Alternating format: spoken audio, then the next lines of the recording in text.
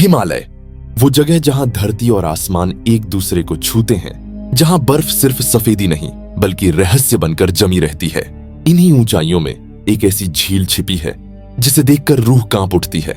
एक झील जो सुंदर भी है और डरावनी भी, जहां पानी के नीचे छिपे हैं सैकड़ों इंसानों के कंकाल। और क्यों ये सब एक साथ मौत के आगोश में समा गए?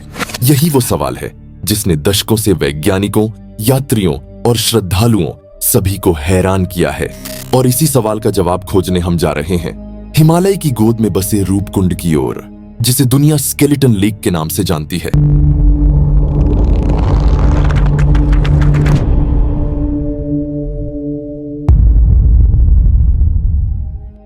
रूपकुंड झील भारत के उत्तराखंड राज्य के चमोली जिले में स्थित है। समुद्र तल से इसकी ऊंचाई है लगभग 5029 मीटर, यानी करीब 16,500 फीट।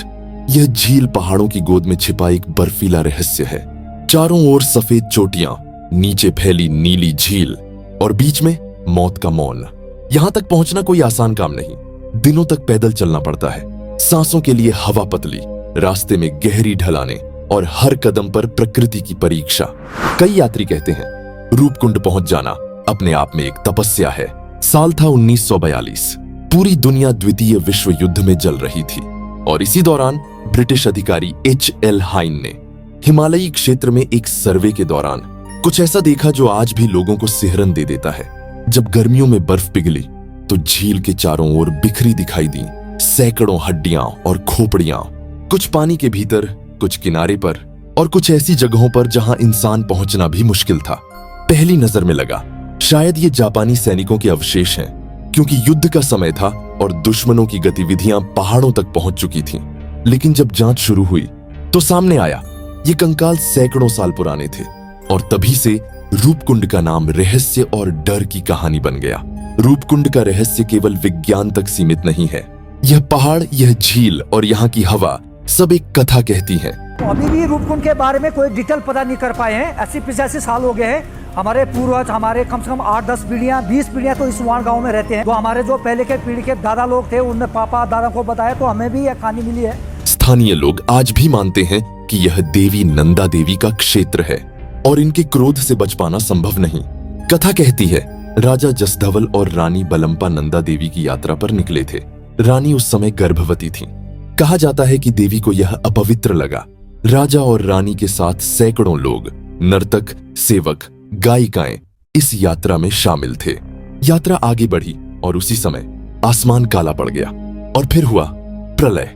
भयंकर ओलों की बारिश, इतनी बड़ी ओले जैसे पत्थर, हर सिर पर प्रहार, हर शरीर पर घाव।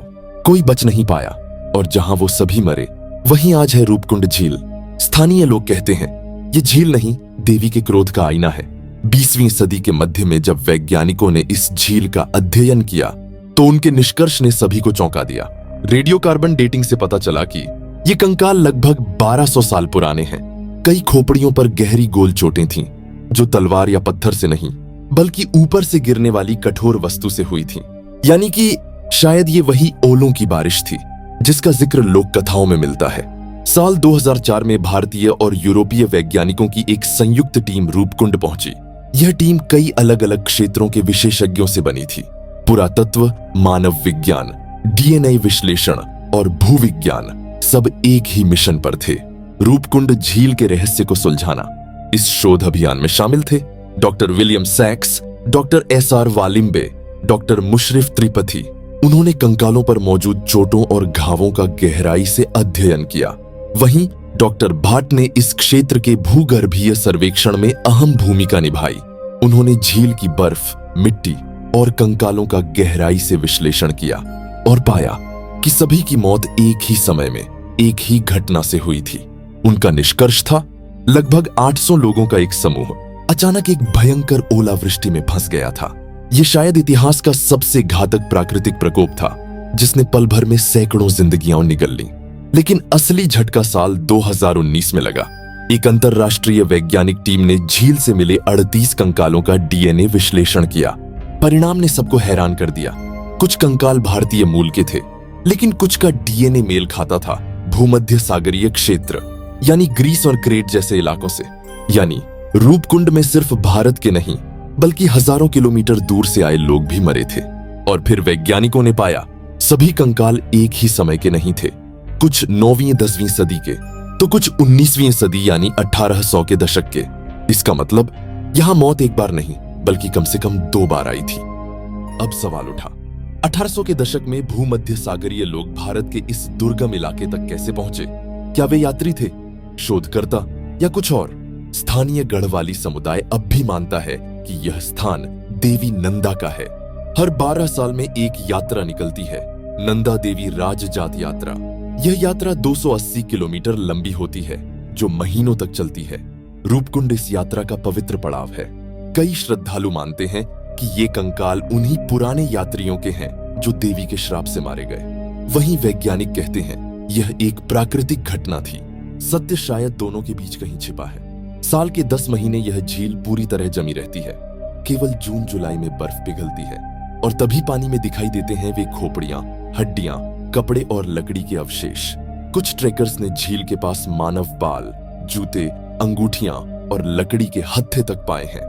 लेकिन आजकल सरकार ने सख्त नियम बनाए हैं, किसी को झील से कुछ उठाने की अनुमति नहीं है। यह केवल एक पर्यटन स्थल नहीं बल्कि मानव इतिहास की एक जीवित प्रयोगशाला है। रूपकुंड के कंकाल कई विरोधाभास दिखाते हैं। डीएनए से पता चला कि कुछ लोगों का खान पान दक्षिण भारत के अनुसार था, जबकि कुछ का भोजन यूरोप जैसा था। कपड़ों की बनावट और धातु के आभूषण भी अलग अलग युगों के हैं। कुछ कंकालों में महिला और बच्चों के अवशेष भी मिले हैं, जो दर्शाता है कि यह सिर्फ सैनिकों का दल नहीं था बल्कि पूरा परिवार या तीर्थ यात्रा का समूह हो सकता है। लेकिन अगर कुछ लोग यूरोप से आए थे तो 19वीं सदी में उन्होंने इतना कठिन रास्ता क्यों चुना? उस समय न तो सड़कें थीं, न ऑक्सीजन उपकरण, न सैटेलाइट नक्शे। क्या वे किसी धार्मिक खोज पर थे या फिर यह किसी गुमशुदा अभियान का अंत था? भारतीय पुरातत्व सर्वेक्षण ASI और भारतीय भूवैज्ञानिक सर्वेक्षण ने 2000 के बाद से यहाँ कई बार खुदाई और सर्वे किया है, लेकिन हर बार मौसम, बर्फ और ऊंचाई ने शोध को सीमित कर दिया।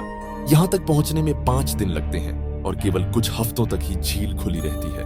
पर्यटकों की बढ़ती भीड़ ने एक नई समस्या खड़ी कर दी है। कई ट्रैकर्स बिना अनुमति के वहां कैंप करते हैं। कुछ लोग हड्डियां उठा लेते हैं यादगार के रूप में। सरकार ने अब झील को सुरक्षित पुरातत्व क्षेत्र घोषित करने की प्रक्रिया शुरू की है, क्योंकि यह झील सिर्फ रहस्य नहीं, मानव सभ्यता की अनमोल गवाही है। आज वैज्ञानिक drone survey, ice core sampling और कार्बन आइसोटोप डेटिंग जैसी नई तकनीकें इस्तेमाल कर रहे हैं। इनसे उम्मीद है कि झील की परतों में छिपे छोटे छोटे जैविक नमूनों से मौसम और समय का सही क्रम पता लगाया जा सकेगा। कुछ वैज्ञानिक मानते हैं कि झील कभी एक तीर्थ मार्ग का हिस्सा रही होगी, जहां हर युग में लोग गुजरते रहे और अचानक मौसम ने उन्हें निगल लिया। भविष्य का शोध शायद यह बताएगा कि यहाँ मौत एक हादसा थी या कोई धीरे धीरे घटती त्रासदी। हर हड्डी के पीछे एक जीवन है, किसी माँ की कहानी, किसी बेटे की, किसी श्रद्धालु की। ये लोग अपने अपने मकसद से चले होंगे, परंतु अंत सबका एक ही हुआ, रूपकुंड। शायद ये झील हमें सिखाती है कि प्रकृति और मनुष्य के बीच का संतुलन कितना नाजुक है। ये हमें याद दिलाती है कि हजारों साल बाद भी हम अपने अतीत को पूरी तरह नहीं समझ पाए हैं। रूपकुंड झील अब भी वही है, शांत, स्थिर और रहस्यमयी। हर साल कुछ हफ्तों के लिए बर्फ पिघलती है और समय फिर अपने रहस्य प्रकट कर देता है। कंकालों का यह शहर हमें केवल डर नहीं देता, यह एक आईना है जिसमें मानव सभ्यता का चेहरा दिखता है। भक्ति, साहस, लालच और प्रकृति की कठोर सच्चाई। आज भी कोई वैज्ञानिक जब इस झील के किनारे खड़ा होता है तो उसके मन में वही सवाल उठता है, कौन थे ये लोग और क्यों चुनी उन्होंने ये राह? शायद इस सवाल का उत्तर कभी न मिले, लेकिन तब तक रूपकुंड हमें पुकारता रहेगा। हिमालय की गोद से, बर्फ की चुप्पी के पार से, रूपकुंड झील, इतिहास का वह अध्याय जो अब भी अधूरा है।